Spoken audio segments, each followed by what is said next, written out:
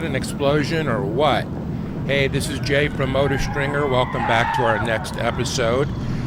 This story is about a car that was exploded for a music video that was made in Hollywood on December 16, 1991 at Hollywood High School.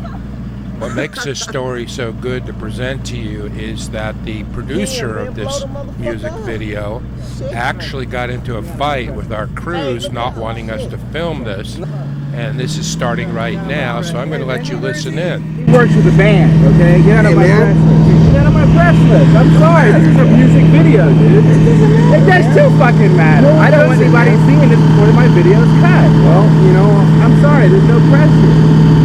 Yeah, there is, man. This is a public street right here, man. I own this street. I permitted this street. I own this street. Well, the pushy producer did not get his way. We were able to film this explosion. We've covered at least 100 of these over the years, and they're actually kind of fun to watch. I hope that you're enjoying it. And let me know if you want to see more FX explosions. We have everything you could imagine being exploded. So please subscribe to our channel. That would really help us out. Like the video, hit the notification bell, and let your friends know about MotoStringer. So thanks for watching. We'll see you at the next one. Bye. Hey! Camera!